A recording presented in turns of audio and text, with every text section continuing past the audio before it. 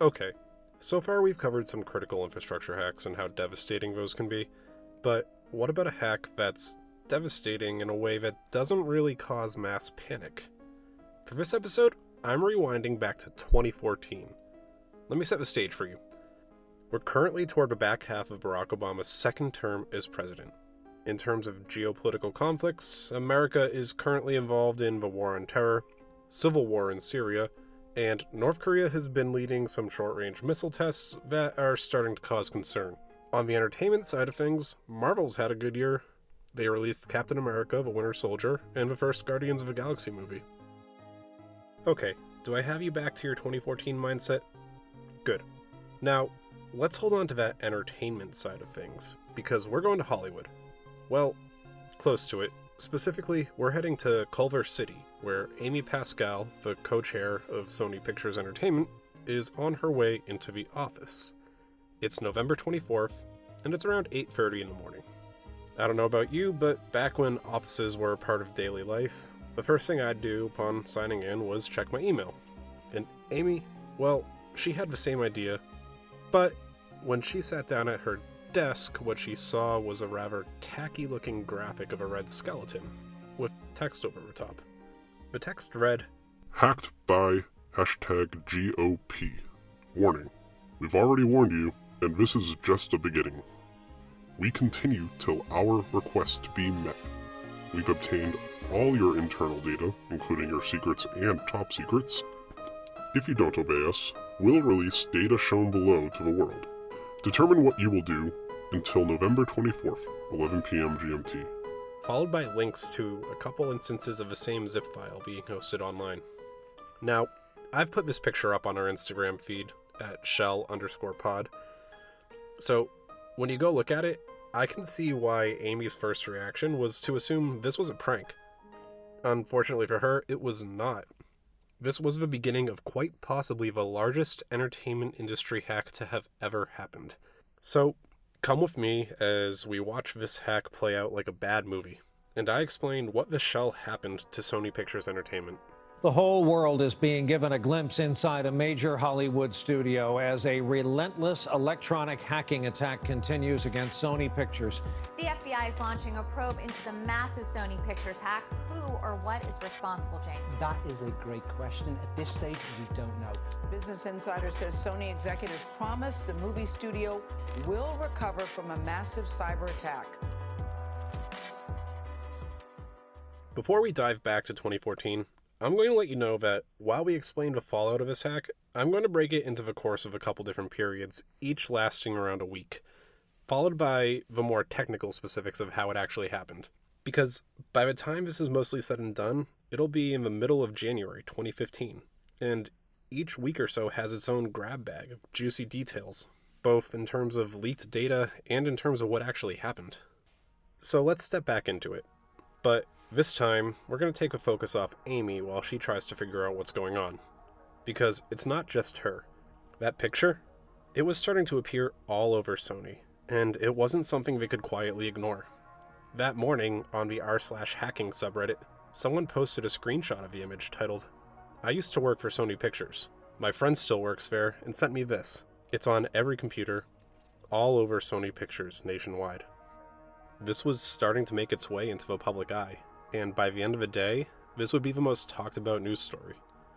The biggest question on everyone's mind was, who is the GOP? Well, it turns out GOP stood for Guardians of Peace.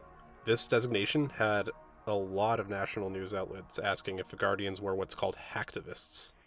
A hacktivist is pretty much what the name implies, someone who hacks for a cause they believe to be righteous.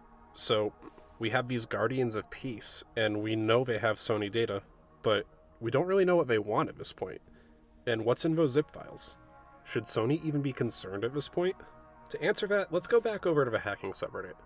The first thing I want to do before we move on is to say that the hacking subreddit is a place for hacking news, questions, and the culture behind hacking. It's a very positive community where I frequently participate. There are some common misconceptions by posters that you can post your illegal hacks or ask them to hack something for you, but the moderators do a rather amazing job at nipping those in the bud. So, it's a very tight-knit community, with a passion for hacking. Legally, of course. Well, users on the subreddit decided to take a look at the files. Since they had the screenshot with the links, they could just download it themselves. What they found were 3 text files. 1 labeled README and 2 titled List 1 and 2. The README is directed to the Sony employees itself, and it says, "These 2 files are lists of secret data we have acquired from Sony Pictures Entertainment. Anyone who needs the data, send an email titled To the Guardians of Peace to the following email addresses." And there was a list of emails that were partially censored on the subreddit for good reason. This was the first indicator that GOP stood for Guardians of Peace. And in the list files, well, it was quite a hefty list of file names that they were saying they had possession of. Some of the heavy-hitting stuff, if they actually had it, included private keys that enabled access to secure systems, Excel files, likely made by employees, of passwords, and financial documents. The 3 that I found kind of interesting out of this list, well, they allegedly had copies of Cameron Diaz and Angelina Jolie's passports, the entirety of the budget, and, ironically, the insurance information and course of action for cyber breaches. Probably not great to have that out there. Picture this now. Sony is at risk of all their information being leaked to the public. But not just the public, their competitors. They can change passwords, rotate keys, but the world is about to know what they're planning and what they're spending on it. Sure, it wouldn't really be ethically right to take it, but I can't really imagine some competing studios would ignore this kind of information. These files being specifically named proved that there was a pretty credible threat here and that these files were actually in possession of the hackers. It's one thing to say they have them, it's another to list every single one of them out.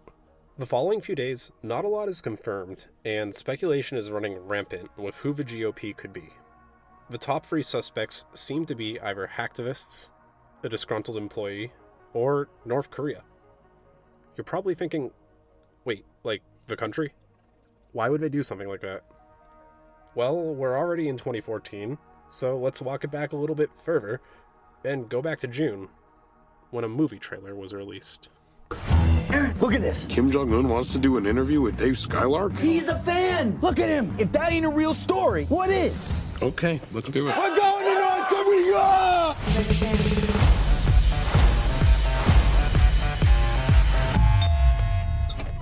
Mr. Rappaport, I'm Agent Lacey with Central Intelligence. You 2 are going to be in a room alone with Kim. We got the interview! The CIA would love it if you could take him out. Take him out. Like for drinks? Like to dinner? Take him out in the town? No, take him out. You want us to kill the leader of North Korea? Yes. What?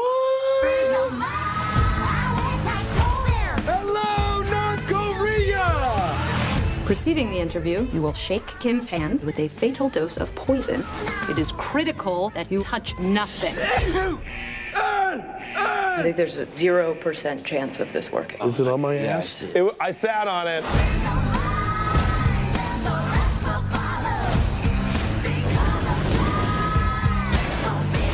You have to secure the payload. What do I do with it? What do I do with it? There are people coming. Where do I hide it? What if you hide it in your butt?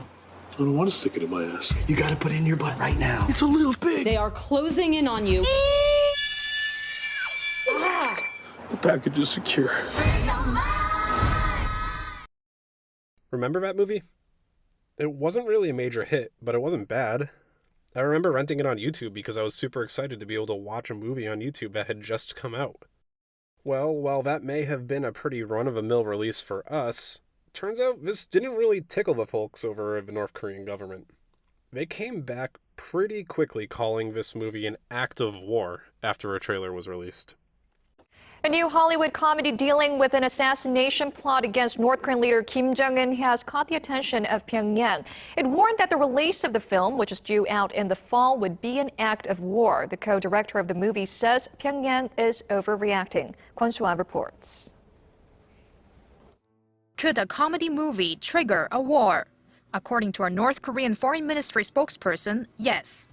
North Korea has come out all guns blazing against the first ever American movie dealing with its leader Kim Jong-un. The Interview is an action comedy that centers on how a talk show host and his producer, played by James Franco and Seth Rogen, embark on a CIA mission to assassinate Kim. Rogen, who also co-directed the movie, says he was inspired by journalists making trips to the communist country and hypothetical discussions on how they would be in the ideal position to assassinate the world's most dangerous people. But as can be seen in the trailer, the movie is hardly sinister in nature. However, it was enough for North Korea to call the movie an act of terrorism and an act of war. Pyongyang's foreign ministry spokesperson threatened merciless retaliation if the film is released. The government in Pyongyang denounced The Interview as, quote, undisguised sponsoring of terrorism, as well as an act of war, in a letter to UN Secretary General Ban Ki-moon. North Korea promised decisive and merciless countermeasures if the U.S. administration tactily approves or supports the Seth Rogen written and directed comedy. Sony, kind of rightfully so, ignored the comments and moved forward with the film's December 25th release date. I think a lot of us were familiar at the time of the kind of peacocking threat structure that came out of Pyongyang. So when this threat was made without any kind of specifics about consequences, I think most people just chopped it up to another bout of threats and kept going on their day. Alright, with that background, what would you think at the end of the first week? Is it a hacktivist group looking to put the pain towards the capitalist machine? The disgruntled employee may be looking to get back for a company's potential mispractices? Or did an entire nation state decide to put resources toward hacking a movie studio? I actually remember some of my thoughts from this at the time. I was a low-level network security guy back then, and I remember initially thinking it was a hacktivist group, but the only thing I could really recall that didn't sit well with me at the time was the amount of data they allegedly had on just regular employees. To me, if you were a hacktivist group or a disgruntled employee, it wouldn't really be on brand to target the average company goers, which made me lean more towards the North Korea theory. Between that and the backlash they gave for the trailer, it kind of seemed like it at least added up to a good story to me. With that, we closed the first week or so of this hack, and we entered December of 2014. This was the first week where things really started to escalate.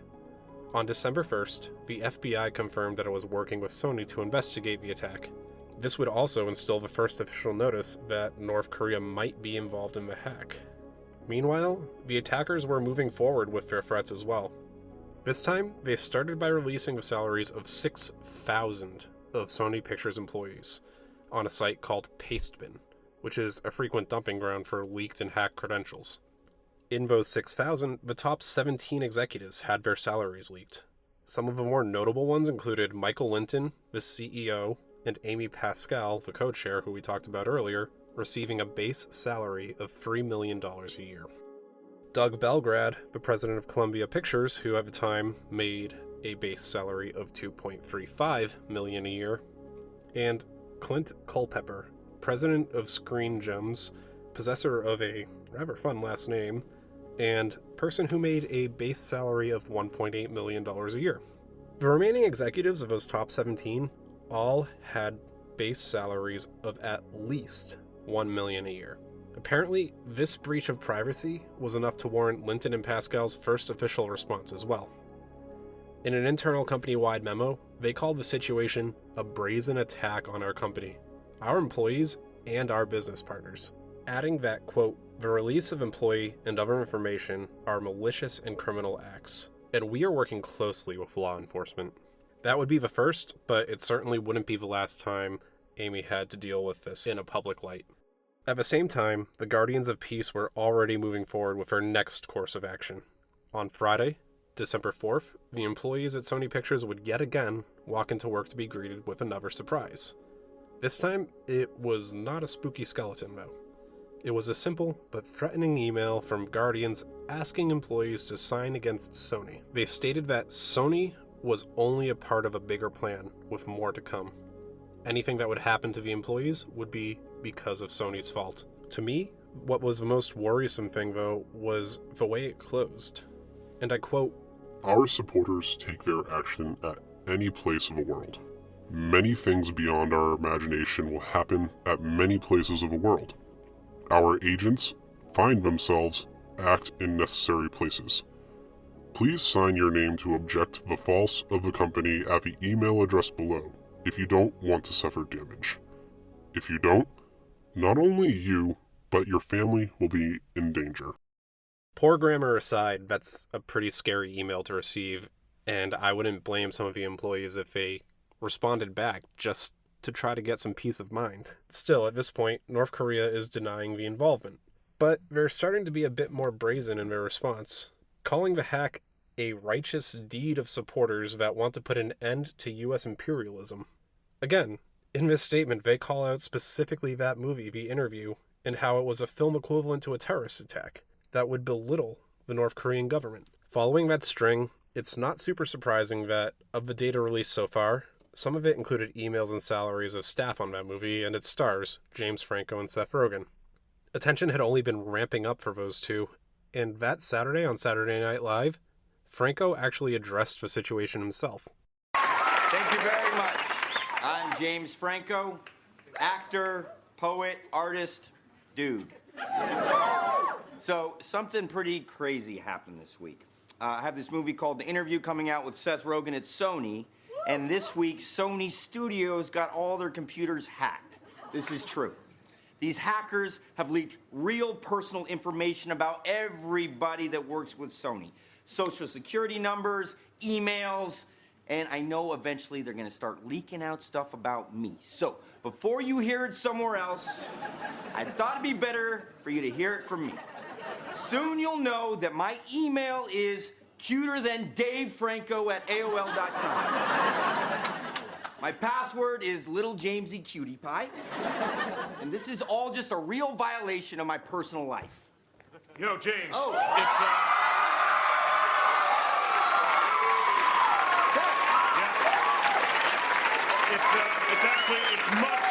much worse than we thought it was going to be, man. What? You're not going to believe this, but an hour ago, they released some of our private photos from our phones. What? Oh my God, what? Which photos? All of them.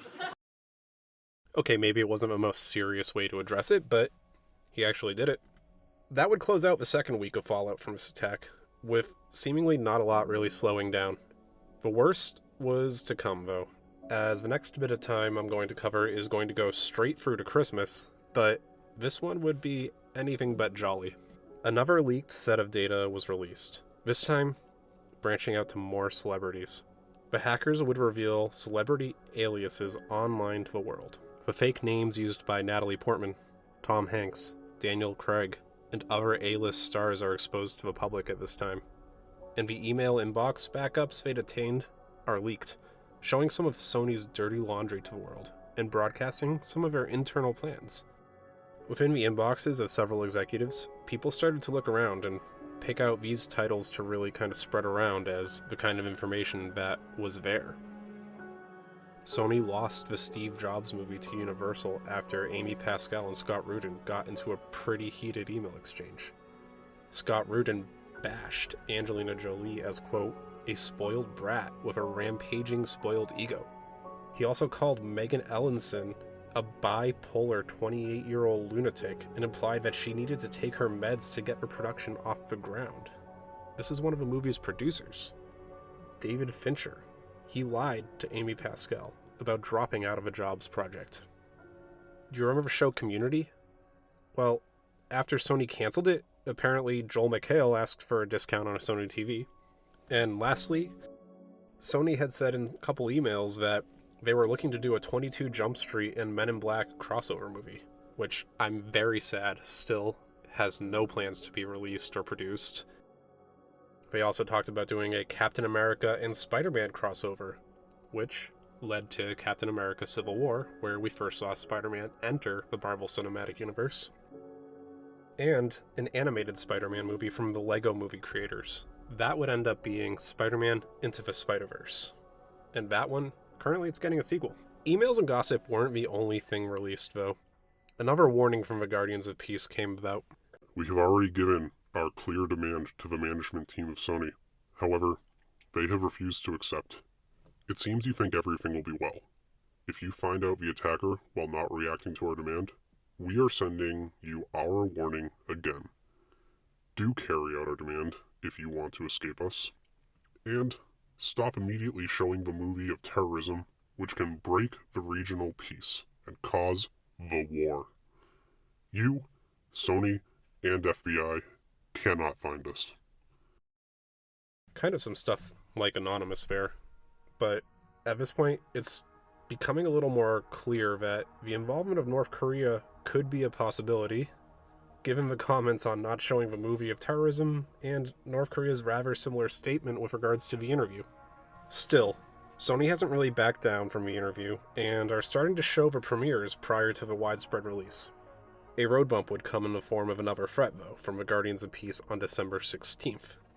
They alleged that a 9/11 style attack would occur on any theater that screens the interview. And while the Department of Homeland Security says that there was no credible evidence that this would happen, many theater chains pulled the movie and the East Coast premiere was canceled. Ultimately, the interview would be somewhat crippled by this, landing in only 330 theaters. However, it did manage to get a decent viewing in the form of a digital release. I know digital releases are rather popular right now with a litany of streaming services offering this during the pandemic, but at the time this was still new ground. So on Christmas Eve, Google Play, Microsoft Xbox Video, and YouTube Movies all debuted the film for only $6. Kinda wish we had those prices now. While all this is happening, Amy Pascal and Michael Linton were still doing damage control. They had to assuage the fears of their employees, do damage control on leaked documents and emails, and effectively treat this like a 24/7 job of disaster recovery. And boy, did they have to focus on recovery, because it would end up taking the better part of the entire year of 2015 to get things back on track. It's estimated that the fallout from the hack cost Sony $15 million in that fiscal quarter alone, on top of a $6 million settlement to help all the employees who are now dealing with identity theft due to their information being leaked. Amy Pascal would end up leaving her position after this happened, moving down to a production deal and stepping out of a co-chair role after such a big compromise. The Sony documents themselves remain searchable to this day, because Julian Assange, the creator of WikiLeaks, housed the entire archive as a searchable database, contending that it was important and newsworthy due to it being the center of a geopolitical conflict. So, while Sony is spending the better part of 2015 trying to sort this side of it out, let's look back into the US government response here, because the FBI has been looking at this, the NSA has been looking at this, and it's starting to become a widespread topic. 2014 would end with Pyongyang continuing to deny involvement, but the US government officially defining North Korea as the threat actor who carried out the attack. Even though their involvement was denied by North Korea, the US took official action in the form of sanctions. President Obama signed an executive order imposing these increased sanctions on North Korea in response to the Sony hack. The sanctions were broadly written and allow the Treasury Department to block any North Korean official or agent from accessing its assets or entering the United States. The White House called the sanctions, quote, the first aspect of our response, and they weren't lying. Since then, even more sanctions have been levied against North Korea for their continued cyber response. However, at the time of those sanctions, there were still deniers out there that believe North Korea may not have been as directly involved as they believed. So, how did the government come to this conclusion then? Well, one of the major shifts started with an FBI warning about defending against what's called a wiper malware. Wiper malware does pretty much what you might think. It wipes the hard drives of the machines it's on, and in this case, it would replace the background with a specifically loaded bitmap image. At the time, wiper malware was actually pretty rare to see in use against the United States, with it mostly being popular in the Middle East and Asian Pacific. Well, cybersecurity company Trend Micro had an interesting discovery. They claimed to have recovered samples of the malware that was used in this alert, and within it was the exact same background that was found on the employee machines, the spooky red skeleton. So, now that we have a known good sample of a malware, a more thorough investigation can begin. And let's start looking at how the malware worked. After all, how can we attribute blame if we don't really know what we're looking at? At this time, the delivery mechanism is still kind of unsure, but some of the more common tactics for getting malware onto a device include things like phishing emails, or physical compromise by putting a USB into a computer. So, The malware arrives in what's called a dropper, or a wrapper. This itself is the package that installs the malware and any files it needs to keep working. The way this particular one worked was that it disguised itself. You see, on the back end of your computer, Windows has dozens and dozens of little services that run all without you noticing to keep things going on your machine. These services all have varying level of access to your device and exist to make sure the stuff you see works as intended. So this malware disguised itself, trying to look like one of those services to avoid detection. Once it was on the device, it tried to create a network share. And then it would give that share unrestricted access, meaning that any other computer on the network can see it and access it. Then, using that network share, it used an internal Windows tool to try and run code to spread itself to any other machine that could see it. That's where we get the quick spread to nearly every employee that we saw early on, and would end up on Reddit. Now, after we have a way for it to move around established, it still needs to function. So the next thing it does is try to disguise itself yet again, but as a different Windows tool. This part of the malware basically set up each computer to launch that graphic with the skeleton and the demands. Alright, so at this point in the analysis we have the way it moved around, we have the threat, but not the exact theft and damage of data. That comes next. So, then an exe file gets run. The title of that file is basically gibberish, but what it does is make a couple copies of itself first, and then launch each of them with different parameters. Each of these parameters would trigger a different part of the application to help come together into one big picture. Lastly, at this stage, it shuts down the service for Microsoft Exchange, making email effectively inaccessible. This means that if someone wanted to report malware at that point of the game, they'd need to call it in manually over the phone, while also hoping whoever they were calling wasn't impacted and dealing with the same exact problem. The final stage of a malware takes us back to the wiper title. It makes the connection back to the server the attacker's own, and once prompted starts to delete all the files on the hard drive, piece by piece, until everything is gone. Then, on its way out, it suspends Windows for 2 hours and reboots the machine. Upon a full reboot like this, all the files will be wiped, and we're back to where we were on November 24th, with Amy Pascal looking at her computer in confusion. There were some tough sells on attributing the blame, though, so let's take a look at those next. The first hard sell was the actual infrastructure used to make the attack. The FBI was able to analyze the malware and identify several IP addresses that the malware would communicate with. The addresses belong to a group of North Korean businesses operating out of Shenyang in the northeast area of China. This piece of evidence is tricky, though, particularly to IT professionals, because IP addresses can be rotated, meaning the owners of the addresses in prior attacks might not be the same ones they are now. But it is, however, kind of hard to ignore the repeated attacks from the same place and its alleged owners. Another big red flag to some was the fact that the data was actually released, instead of being held on to like is more typical in a nation-state attack. The continued dump of data led some to believe that this was actually a hacktivist trying to stick it to a major corporation, instead of a nation-state holding on to data and trying to get as much money as possible. To that end, even if it wasn't a hacktivist writing the code and performing the attack, it's also possible that a hacktivist group paid for the attack to take place on the dark web. Attacks can be bought and traded there, so it's entirely possible that some group paid for this, and it ended up being North Korea that followed through with the delivery. The people who paid for it might not even realize that it would have been North Korea. The last big red flag I'll point out is how quickly we got to North Korea being blamed. It took roughly 3 to 5 weeks to officially attribute blame, and in cases similar to this, you'd have expected it to take months. It might have been the nature of this being much more in the limelight with celebrity impact, but for the FBI to get to this conclusion in such a short period of time, even former Air Force intelligence officer Robert M. Lee was skeptical. He stressed that this kind of work, at this kind of speed, is rather unusual for interagency work, and when it does happen, it can easily be tainted by outdated or inaccurate information due to conflicting intelligence reports. Alright, so we've covered why it might not have been the North Koreans, but let's look at the evidence showing it could be them now. We'll start by going back to the malware. The thing about coding and about malware is that when someone or a group of people produce projects, there are often patterns. Every programmer has their own preferences. Things like how they name their variables, do they use tabs or spaces, and many more identifying signatures. Even still, it's also pretty common to find code reuse across projects. If you already wrote code that did a specific task and you need it again, you wouldn't rewrite it, right? Well, there were these same kinds of similarities between the Guardians of Peace and prior known North Korean attacks. It was revealed here that they had similar coding structures, similar encryption algorithms, and even the way they deleted data was similar.